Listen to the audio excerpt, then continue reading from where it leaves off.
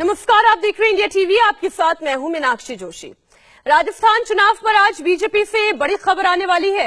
राजस्थान का किला कांग्रेस से छीनने की तैयारी चल रही है और बीजेपी ने विधानसभा चुनाव के लिए अपनी पहली लिस्ट भी तैयार कर ली है। बस अब से कुछ ही घंटों में उम्मीदवारों की पहली लिस्ट का ऐलान होने वाला है। राजस्थान में बीजेपी की पहली सूची का ऐलान आज हो सकता है। नाम तय करने के लिए 2.5 घंटे तक बीजेपी की केंद्रीय चुनाव समिति की मीटिंग हुई। ये मीटिंग प्रधानमंत्री नरेंद्र मोदी की अगुवाई में हुई। पहली लिस्ट में 50 से 55 सीटों पर कैंडिडेट के नाम तय हो गए हैं। केंद्रीय चुनाव समिति की मीटिंग में छत्तीसगढ़ की 69 विधानसभा सीटों पर भी मंथन हुआ है। 21 कैंडिडेट की पहली लिस्ट आ चुकी है। अब 69 उम्मीदवारों की दूसरी लिस्ट आने वाली है। राजस्थान के उम्मीदवार तय करने के लिए हुए बीजेपी की सीईसी की मीटिंग में मोदी, अमित शाह, जेपी नड्डा तो थे ही, राजस्थान के पूर्व सीएम वसुंधरा राजे और प्रदेश अध्यक्ष सीपी जोशी जैसे राजस्थान के कई दिग्गज नेता शामिल हुए। अब निगाहें इस बात पर टिकी हैं कि क्या राजस्थान में भी बीजेपी एमपी वाला फॉर्मूला ला सकती है? क्या केंद्रीय मंत्रियों और सांसदों को विधानसभा चुनाव लड़ाया जा सकता है? राजस्थान के उम्मीदवार तय करने के लिए बीजेपी की सीईसी यानी कि केंद्रीय चुनाव समिति की बैठक हुई। इस मीटिंग में 65 सीटों के लिए उम्मीदवारों के नाम पर मंथन हुआ। 50 सीटों के लिए सिंगल कैंडिडेट तय हो गए हैं। 15 सीटों पर 2 या 3 नाम तय किए गए हैं। इनमें स्क्रूटनी करके एक नाम फाइनल किया जाएगा और फिर लिस्ट का ऐलान होगा। बीजेपी की जो पहली लिस्ट आने वाली है उसमें ए और डी कैटेगरी वाली सीटों के उम्मीदवारों के नाम होंगे। ए कैटेगरी में वो सीट है जहां पर बीजेपी बहुत मजबूत है और वहां चुनाव नहीं हारती। डी कैटेगरी में वो सीट है जहां पर बीजेपी कमजोर है और चुनाव नहीं जीत पाई है। राजस्थान के उम्मीदवारों के नाम तय करने के लिए दिल्ली में कल 2 बड़ी मीटिंग हुई और दोनों में वसुंधरा राजे शामिल थी। पहली मीटिंग जेपी नड्डा के घर पर हुई, दूसरी मीटिंग सेंट्रल इलेक्शन कमेटी की हुई। दोनों बैठकों में वसुंधरा राजे पूरी तैयारी के साथ पहुंची थी। माना यह जा रहा है कि कैंडिडेट के चुनाव में वसुंधरा राजे की राय को अहमियत दी जा रही है। माना यह भी जा रहा है कि बीजेपी राजस्थान चुनाव में भी मध्य प्रदेश वाला फॉर्मूला ला सकती है, यानी कि केंद्रीय मंत्रियों और सांसदों को चुनाव लड़ाया जा सकता है। माना जा रहा है कि अलवर से सांसद बाबा बालकनाथ, राजसमंद से सांसद दिया कुमारी, जयपुर ग्रामीण से सांसद राज्यवर्धन राठौड़, चित्तौड़गढ़ से सांसद सीपी जोशी, चुरू से सांसद राहुल कसवा और विधानसभा चुनाव लड़ने के लिए इनका नाम आगे चल रहा है।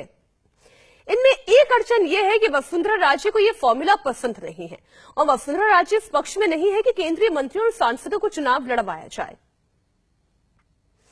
बीजेपी की केंद्रीय चुनाव समिति की बैठक में राजस्थान के अलावा छत्तीसगढ़ विधानसभा चुनाव के लिए दूसरी लिस्ट पर भी चर्चा की गई।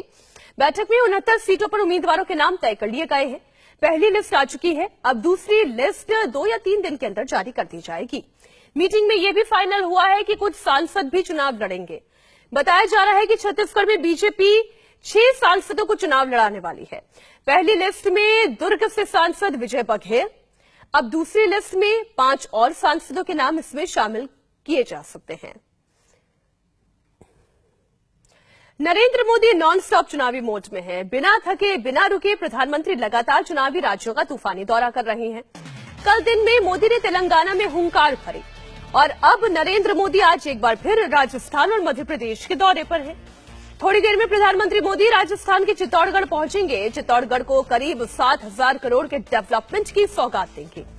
सावरिया सेठ मंदिर में दर्शन पूजन करेंगे। मेवाड़ इलाके की जनता को संबोधित करेंगे और इसके बाद मोदी मध्य प्रदेश के ग्वालियर पहुंचेंगे, जहां वो करीब 19,260 करोड़ रुपए की कई विकास परियोजनाओं का शिलान्यास करेंगे और राष्ट्र को उन्हें समर्पित करेंगे। सरकारी कार्यक्रम के बाद जनसभा को संबोधित भी करने वाले हैं। मध्य प्रदेश हो, राजस्थान हो, छत्तीसगढ़ हो, इस साल इनमें चुनाव होने हैं और इन राज्यों के चुनाव 24 के इलेक्शन का सेमीफाइनल के तौर पर देखा जा रहा है। नरेंद्र मोदी लगातार इन राज्यों का दौरा कर रहे हैं। मोदी की जनसभाओं में सैकड़ों की भीड़ भी जुट रही है। प्रधानमंत्री मोदी एक हफ्ते के अंदर दूसरी बार राजस्थान और मध्य प्रदेश का दौरा कर रहे हैं। इससे पहले वो 25 सितंबर को भी इन दोनों राज्यों का दौरा करके जा चुके हैं। मोदी ने जयपुर और भोपाल आकर करोड़ों की सौगात दी थी। दोनों ही जगहों पर प्रधानमंत्री ने जनसभाएं भी की थी, विपक्ष पर जबरदस्त अटैक भी किया था। कांग्रेस और उसके घमंडिया गठबंधन ने इस धरोहर के विरुद्ध हल्ला बोल शुरू कर दिया है।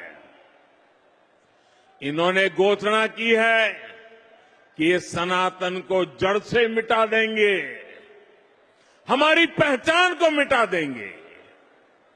कुछ वोटों के लिए तुष्टीकरण की पराकाष्ठा को राजस्थान का समाज अच्छे से समझ रहा है और मैं जानता हूं राजस्थान चुनाव में ही नहीं बल्कि आने वाले हर चुनाव में घमंडिया गठबंधन को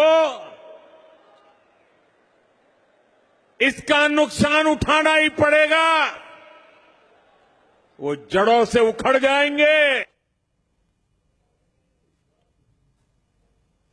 और अब आज एक बार फिर मोदी राजस्थान और मध्य प्रदेश के दौरे पर हैं। आज सबसे पहले पीएम मोदी राजस्थान के चित्तौड़गढ़ पहुंचेंगे, जहां वो करीब 7,000 करोड़ रुपए की अलग अलग विकास परियोजनाओं को राष्ट्र को समर्पित करेंगे।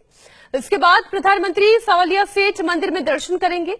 ये वही प्रसिद्ध मंदिर है जिसमें मीराबाई श्री कृष्ण की पूजा किया करती थी। मंदिर में दर्शन के बाद प्रधानमंत्री मेवाड़ की जनता को संबोधित करेंगे। हम आपको बता दें कि राजस्थान के मेवाड़ और वागड़ क्षेत्र में 28 सीटें हैं जिन पर मोदी के दौरे का इम्पैक्ट हो सकता है। अब इन 28 सीटों पर बीजेपी का कब्जा है। महाराणा प्रताप की धरती चित्तौड़गढ़ में जनसभा को संबोधित करने के बाद प्रधानमंत्री मोदी दोपहर करीब 3:30 बजे मध्य प्रदेश के ग्वालियर पहुंचेंगे। ग्वालियर में करीब 19,260 करोड़ के कई डेवलपमेंटल प्रोजेक्ट्स का शिलान्यास और लोकार्पण करेंगे। इनमें दिल्ली वडोदरा एक्सप्रेसवे का लोकार्पण भी शामिल है। इसके अलावा 140 करोड़ की लागत से प्रधानमंत्री ग्रामीण आवास योजना के तहत बने 2 लाख से ज्यादा घरों के गृह प्रवेश का शुभारंभ भी किया जाएगा। ग्वालियर के साथ ही प्रधानमंत्री मोदी श्योपुर में करीब 1,530 करोड़ रुपए के जल जीवन मिशन परियोजनाओं का शिलान्यास करेंगे। इन परियोजनाओं से क्षेत्र के 720 से अधिक गांवों को फायदा पहुंचेगा। और फिर प्रधानमंत्री जनसभा को भी संबोधित करेंगे। प्रधानमंत्री के ग्वालियर दौरे से पहले मुख्यमंत्री शिवराज सिंह चौहान ने इमोशनल बयान दिया। सीहोर में तेंदुपत्ता जमा करने वालों के बीच शिवराज सिंह चौहान ने यह कहकर सबको चौंका दिया कि जब वे चले जाएंगे तो सबको बहुत याद आएंगे। ऐसा भैया मिलेगा नहीं, जब मैं चला जाऊंगा कमरा जाऊंगा। मैंने मध्य प्रदेश का राजनीति की परिभाषा पढ़ी। अरे मैं कोई सरकार थोड़ी चलाता हूं, मैं परिवार चलाता हूं। परिवार, आप सब मेरे परिवार हैं। परिवार है। अच्छा आप बताओ ईमानदारी से, मैं मुख्यमंत्री लगता हूं कि भैया लगता हूं? जोर से बताओ। इंडिया टीवी हर वक्त हर जगह डाउनलोड करने के लिए सर्च करें India TV news Google play store या ऐप स्टोर पर।